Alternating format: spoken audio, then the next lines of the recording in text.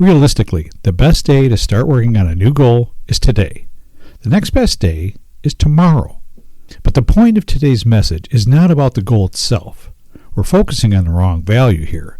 It's really what we become to achieve those goals. The personal growth and development it takes to be that person that's worthy of those goals. Along with quitting on goals numerous times, I've also enjoyed the satisfaction of achieving many goals, and have seen in my own life the different areas where I've grown. My wrench whispers truth so clear, tips that drive away the fear. Rick's voice cuts through the noise. Welcome to the Mind Wrench Podcast with your host, Rick Sellover, where minor adjustments produce major improvements in mindset, personal growth, and success. This is the place to be every Monday, where we make small improvements and take positive actions in our business and personal lives that will make a major impact in our success, next level growth, and quality of life. Rick's got the master plan. Hey, what's up, everybody? Welcome to the Mind Wrench Podcast. I'm your host, Rick Sellover. Thanks so much for stopping in. If you're a returning listener and haven't done so already, please take a minute and click the follow or subscribe button, and then rate and review the show. When you rate and review the show, the algorithms for Apple, Spotify, Google Podcasts, iHeartRadio, Amazon Music, and all the other platforms will see that it's valuable and show it to more people that have never seen it before. And hopefully it can help them too. I would really appreciate your help sharing this word with your friends and family as well.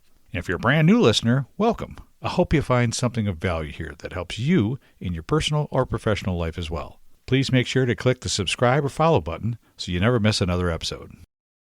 If you've been listening to the show for a while, or been on the receiving end of my daily quote of the day emails, or maybe just catch my posts on Facebook or LinkedIn, you know I'm all about the quotes, right? If you'd like to start receiving my quote of the day emails, there's a link in the show notes to sign up. It's free and you can unsubscribe at any time. You know, it's funny how we always hear a lot of conversations around goals the first few months of the year. Speakers at events, thousands of podcasts, including this one, and corporate meetings, all focusing on goal setting. But actually, those conversations start around the holidays. As everybody knows, the start of a new year is a great time to start setting and working on goals. Because really, deep down, most of us want or need some changes or improvements in our personal, professional lives, right? Wrong. The new year is probably the worst time to start working on new goals. In fact, the second Friday in January is officially known as Quitter's Day, where the majority of people give up on those resolutions and life-improving goals. Hey, me too. I've started and failed on countless goals over the years, and probably will fail many more times in the future. Realistically, the best day to start working on a new goal is today. The next best day is tomorrow. But the point of today's message is not about the goal itself. We're focusing on the wrong value here. It's really what we become to achieve those goals. The personal growth and development it takes to be that person that's worthy of those goals. Along with quitting on goals numerous times, I've also enjoyed the satisfaction of achieving many goals, and have seen in my own life the different areas where I've grown. This week, I want to share a clip from one of my favorite educators. In fact, he's the one that mentored Tony Robbins and helped him become the man he is today. Jim Rohn, world-famous author, motivational speaker, and teacher, shares a little wisdom on the true value of setting goals. Here's Jim. So let's talk about setting goals, and I also want to tie it to personal development, and you'll see how I'm going to do it as I progress here. Setting goals. We need to take a look into the future. There are 4 things to consider in terms of attitude. One is how you feel about the past. Best advice I can give you on that is treat the past as a school. Let it teach you the mistakes you've made, the things that went wrong, the things that didn't work. Don't use the past as a burden to carry, and don't use the past as a club to beat yourself to death. Past losses, past failures, past mistakes. But let the past be a school. Tough school, maybe. We've all been through some tough stuff. So if you feel good about the past, draw from it for experience and let it teach you. Then next is how you feel about the future. We've got to have the future well designed. The future is called the promise. And here's what we teach in our leadership series. The promise of the future can be an awesome force for your own future. the promise of the future, designing the future. There's two ways to face the future. One is with apprehension, and the other is with anticipation. I promise you, in my travels around the world, most people face the future with apprehension. And here's why. They don't have it well designed. They've sort of left that up to someone else to fix. But here's the best way to face the future, with anticipation. And you can face the future with anticipation if the future is clear, if the future is well designed. And I would like to have you consider some thoughts with me that help me to really change my future by giving it some thought and some consideration. And here it is. In setting goals, it's very simple. Number one, decide what you want. You just take a little time. You sit down and say, what do I want? What kind of skills do I want? What kind of income do I want for the future? What would I like? Where would I like to go? Places I'd like to visit. Habits I'd like to acquire. Skills I'd like to have. You just take a little time to think about what you want. Economics, friendships, people you'd like to meet, places you'd like to go. You just take some time. And then I suggest, when you've thought about what you want for the future, make a list. Just jot it all down. It's really a very simple process. If you're running a collision shop, whether second generation, third generation, or original owner, grinding every day, putting out fires, chasing KPIs, working in rather than on the business, and wondering why progress still feels slower than it should, let's take a little pause right here. As a longtime industry supplier, performance coach, and host of this podcast, I've worked inside this industry for over 4 decades, and I've learned a few things the hard way. Tools and tactics absolutely matter, but mindset drives everything. How you think shapes how you lead, how you hire, how you grow, and how you show up when things get messy. That's where one-on-one coaching makes the difference. You get focused conversations, real accountability, and guidance tailored to you and your shop, not generic cookie-cutter advice. The collision repair business has changed dramatically in the last few years. The technology, the tools, the equipment needed to repair today's new vehicles. Customer expectations have varied by generation. OEM certifications and repair procedures. ADAS calibrations, electric vehicles, and the ever-growing national technician shortage. It's a lot, isn't it? It can be absolutely overwhelming and very challenging on where to focus first, right? If only I had someone who could help me find clarity in all the chaos. If only there was someone that could help guide me through the changes I need to make so I could create a successful business and increase my net revenue. If only I had a coach that could help me without getting in my way or trying to run my business for me or costing me a fortune. This is where I can help. The goal is simple: help you make consistent improvements, build sustainable culture, gain better profitability, and shave years off the learning curve. If you're open to adjusting how you think and how you lead, book a free 15-minute discovery call with me right now. No sales pitch, no blue sky promises, just an honest conversation to see if it's a fit. You have absolutely nothing to lose, but everything to gain. Secure a spot now. And then here's number 3. Keep all the old lists. I'm telling you, this served me so well, keeping my old list of goals. I look back now 10, 20 years ago at goals I set, lists I made, and I smile now because here's what I thought was so important, 20 years ago. Now some of those things aren't even on my list. I've got a new list. I've grown. I've changed. I've matured.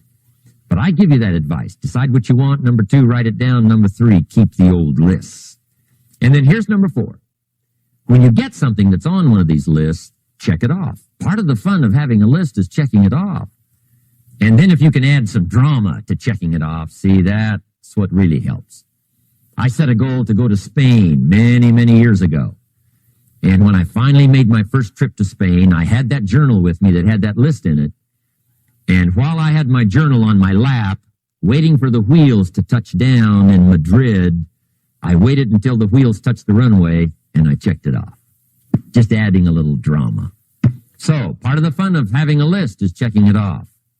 Now, here's what's important about the lists and designing your future. If the future gets clear, the price gets easier. Because you got to remember, for every promise, there's a price to pay. Everybody's got to pay the price. Everybody's got to do the deal. Everybody's got to do the disciplines. Everybody has to pay.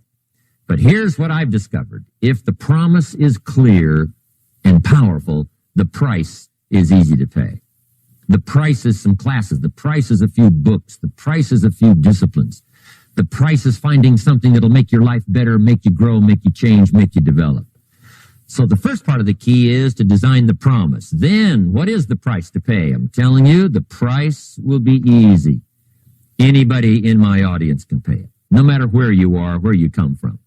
Color doesn't matter, religion doesn't matter, where you grew up doesn't matter, circumstances don't matter. I'm telling you, if you'll make the promise of the future clear for yourself, the things you want, the places you want to go, the things you want to have, the person you want to become, the skills you want, the homes you want, the future you want, the friends you want, all of the values of life that you could possibly want. If you'll make that clear, make those lists, and be serious about it, I promise you it's an easy price to pay. Anybody can pay it. And the best advice I can give you is, if I can do it, you can do it. Farm boy from Idaho, raised in obscurity, I changed my life, turned it upside down, turned it all around, found economics, found future, found promise, and if I can do it, you can do it. So, start setting your goals and see if you can't get a better excitement going for the things you want to accomplish for the future. Now here's my third subject, and that's called financial independence. Oh, by the way, before I get to financial independence, let me cover one more point. One of the major reasons for setting goals is for what they make of you in achieving them.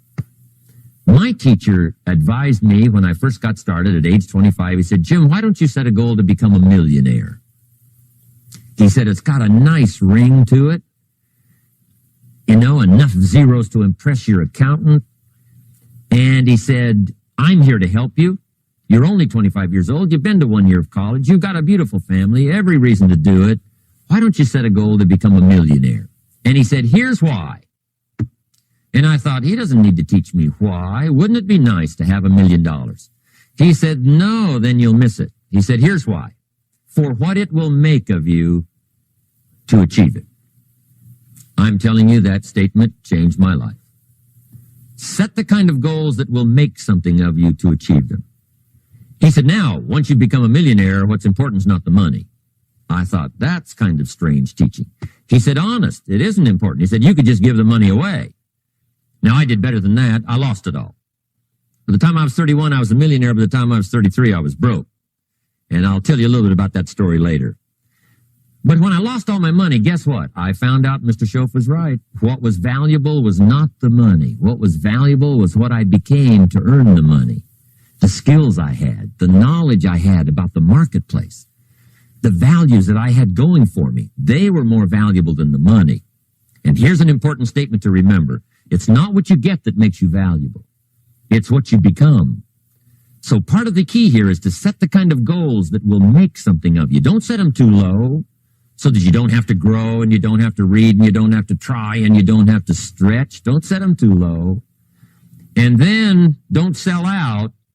Don't go for something that's going to cost you your virtue or cost you your values or sell out your principles. There's a good middle road here to follow. Goals that will inspire, goals that will help you grow, change, develop, and become better than you are. Well, I hope you enjoyed that clip from Jim Rohn. I know the sound quality wasn't very good, but it's an old clip, and the audio technology back then isn't what we have today. But the message is timeless. So, keep going after those goals. The person you grow into to achieve them will absolutely amaze you. That's all I had for you today. Thanks again for tuning in. I really appreciate your support, and I hope you have a great week. I can always be reached at www.ricksillover.com, where you can find all my social media links, podcast episodes, blog posts, and much more. Mind race